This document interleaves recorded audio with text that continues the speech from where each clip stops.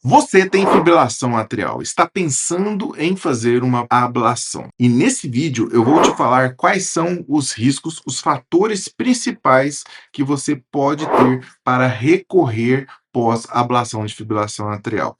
Todos os pontos que eu irei falar aqui são importantíssimos, são baseados em diretrizes na prática clínica e também na minha opinião como especialista. Você está no Doutor Arritmia.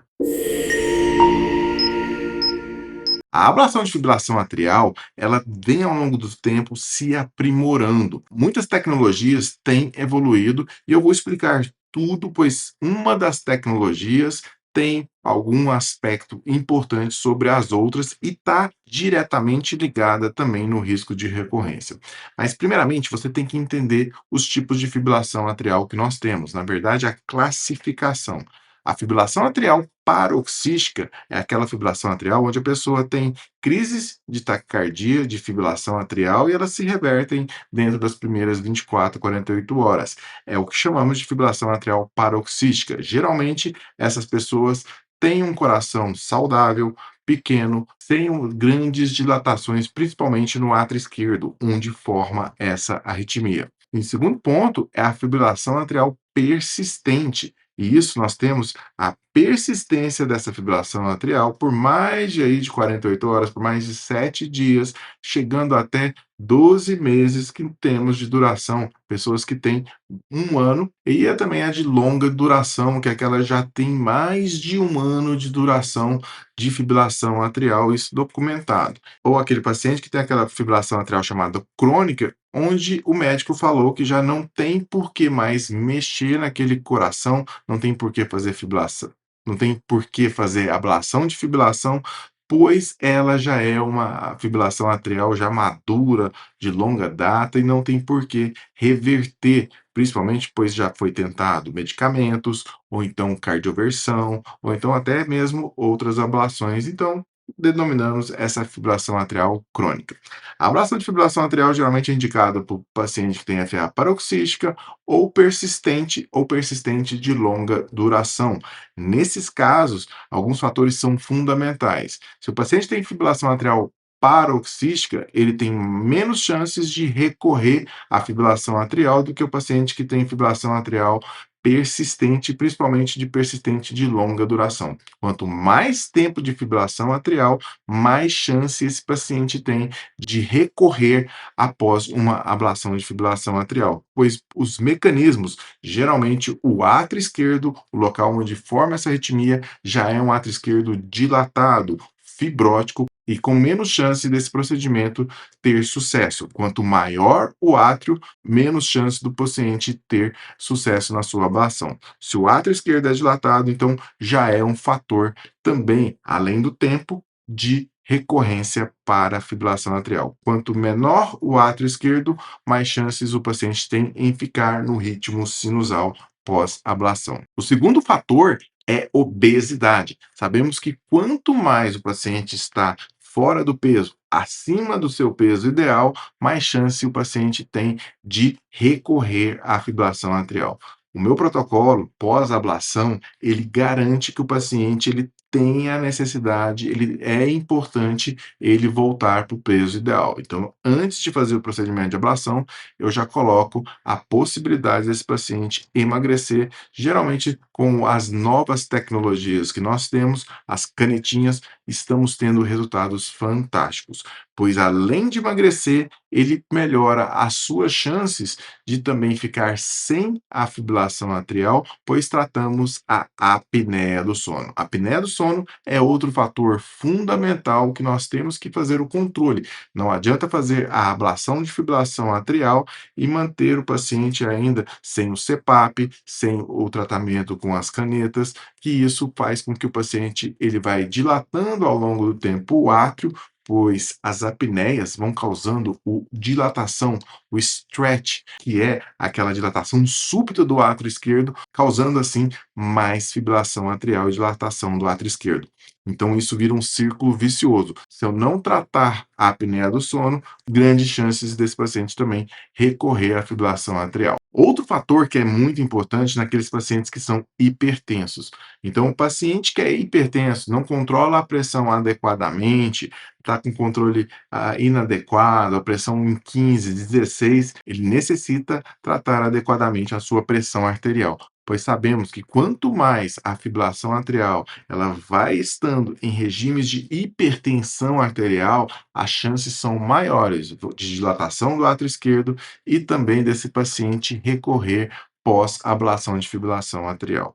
Esse fator é muito importante, então presta atenção, se você é hipertenso, lembre-se da gente fazer o controle adequado, estrito da sua pressão arterial, para ela não passar de 12/8.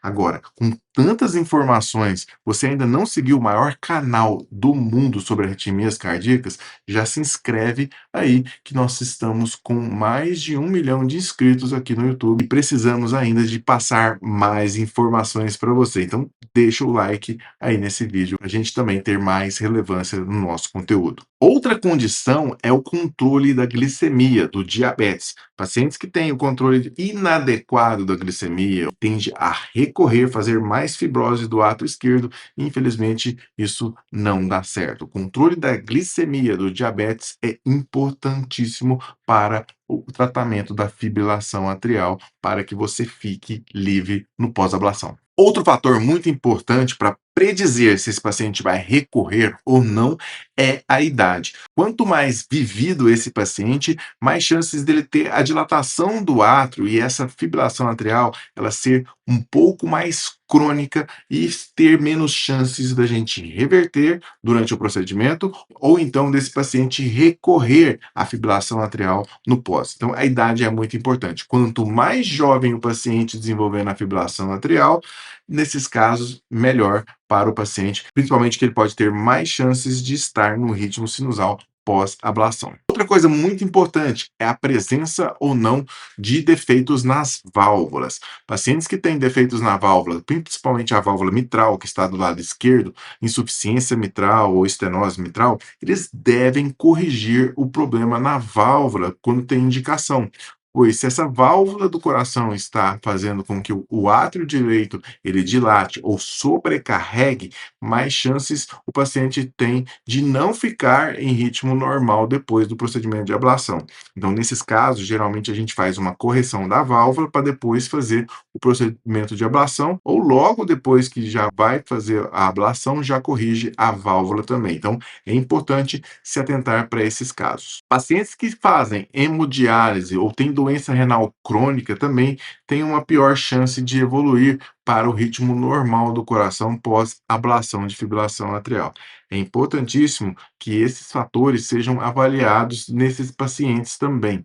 É maior a carga de fibrose do átrio esquerdo nos pacientes que têm doença renal crônica, que o rim ele filtra menos. Outra condição é o paciente fumar no pós-ablação. Se ele mantém os hábitos de tabagismo, essa inflamação que o tabagismo causa e também o remodelamento do átrio, maior a chance que ele tem de recorrer pós-ablação da fibrilação atrial também.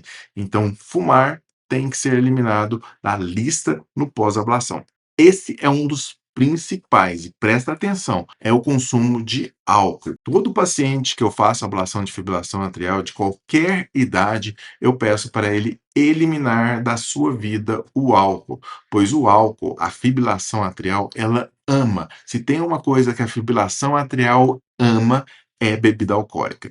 Tanto que existe uma condição chamada Holiday Heart, que é relacionada ao paciente que faz a fibrilação atrial depois de uns 2 dias, por exemplo, tomando altas doses de álcool em um curto espaço de tempo. É aquele paciente que bebeu todas no final de semana e infelizmente faz essa arritmia lá para segunda-feira, terça-feira, que é no pós, naquela ressaca da bebida alcoólica. E nesses pacientes que foram submetidos à fibrilação atrial, eles necessitam, é obrigatório que fique sem álcool. Abstenha-se do álcool. Isso vai ser importantíssimo para que você não desenvolva novos focos de arritmia cardíaca, impeça esse remodelamento atrial, impeça com que o átrio esquerdo desenvolva novos circuitos. Por isso, os pacientes que são orientados por mim depois do procedimento de ablação de fibrilação atrial, eles sabem que não podem beber mais, no máximo, cerveja sem álcool. Agora, duas coisas que para mim são os pontos mais importantes, e se você ficou até esse final do vídeo, é porque você realmente tem interesse no procedimento de ablação de fibrilação atrial. A primeira coisa é a técnica. Hoje sabemos que existem técnicas mais modernas, mais efetivas, como toda a medicina ela vai evoluindo e você vai conseguindo resultados melhores, temos técnicas melhores também. O meu protocolo ideal para o paciente que vai fazer o procedimento de ablação de fibrilação atrial é que seja uma ablação de campo pulsado. Hoje, atualmente, agora em julho de 2026, é a tecnologia mais moderna, com mais efetividade, menos riscos para o paciente, e se eu tivesse fibrilação atrial, eu pediria para fazer esse procedimento. Lógico que depende muito da experiência do médico que vai fazer esse procedimento. Nossa equipe já tem grande quantidade de casos nesse quesito de fibrilação de campo pulsado. Nós sabemos as melhores técnicas, as melhores terapias, principalmente porque temos um resultado, um número de casos grandes nesse quesito. É importantíssimo que você saiba o tipo de técnica que vai ser realizada em você, que vai ser submetido à ablação de fibrilação atrial. Nós temos a ablação crioablação, que hoje em dia ela deve estar em desuso, pois ela tem menos efetividade. Nós temos a radiofrequência, que ela é equivalente à crioablação, e temos a técnica de campo pulsado, que ela é mais moderna e ela é superior, pois ela tem menos riscos e tem mais efetividade em suas lesões. Atualmente, provavelmente dentro de 5 anos, como consta nos consensos, não veremos mais ablação de fibrilação atrial que seja por radiofrequência. Atualmente, nós temos a ablação de campo pulsado efetiva, com menos complicações, e dependendo do protocolo, como eu faço, nós temos uma possibilidade de abranger maiores áreas dentro do átrio esquerdo, fazendo com que aqueles pacientes que têm átrios mais dilatados, átrios mais crescidos, mais fibróticos, mantenham o ritmo sinusal por muito mais tempo. Por ser uma técnica nova, ainda estamos conhecendo os resultados, mas já são bem melhores que da radiofrequência, pelo menos na minha opinião. E o outro ponto que eu acho fundamental é saber com quem você vai fazer, com a equipe com quem você vai fazer. Esse é um dos fatores principais, pois esse procedimento de ablação de fibrilação atrial depende muito do médico e do seu protocolo de realização. O meu protocolo, eu tento no máximo fazer o protocolo, por exemplo, os pacientes que têm um átrio maior e tudo, tentar com que eles façam um procedimento para eliminar já os focos mais importantes dentro do coração. Eu não faço somente o isolamento das veias pulmonares, como é indicado em alguns casos, pois muitas das vezes esses resultados de estudos, o paciente ele faz novas ablações. A minha técnica é tentar fazer o máximo possível de aplicações com segurança dentro do átrio esquerdo para que o paciente faça somente uma ou no máximo duas ablações durante a vida. A recorrência da ablação, ela então, resumindo e sumarizando para você, ela vai depender do tamanho do átrio, se o paciente fuma, se o paciente bebe, se o paciente está obeso, se o paciente não controla a sua pressão arterial, se ele é muito idoso, se ele tem problema nas válvulas do coração, principalmente as válvulas mitrais, que não estão corrigidas, se o paciente já fez cardioversão, se o paciente ele tem outras comorbidades, problemas relacionados, por exemplo, ao rim, faz hemodiálise ou tem doença renal crônica, tudo isso é importante. E também a técnica que você irá fazer, se é radiofrequência, crioablação ou ablação de campo pulsado, e também o médico que irá fazer. Depende do protocolo, da sua experiência, e isso é muito importante. Esse médico está acostumado a fazer quantos procedimentos por mês? Então, isso a gente tem um número, geralmente são 50 procedimentos por ano, no mínimo, que um médico experiente tem que fazer em relação à ablação de fibrilação atrial. Eu espero que esse vídeo tenha tido muito proveito para que você entenda tudo sobre recorrência da ablação de fibrilação atrial, quais são os mecanismos e que você entenda que não são questões só de material ou então do médico, e também tem a parte do paciente, sim, que ele tem que saber controlar seu peso, glicemia, parar de beber, parar de fumar. Tudo isso é importante. É um tratamento conjunto do médico com o paciente para curar ou então para eliminar por mais tempo possível a fibrilação atrial.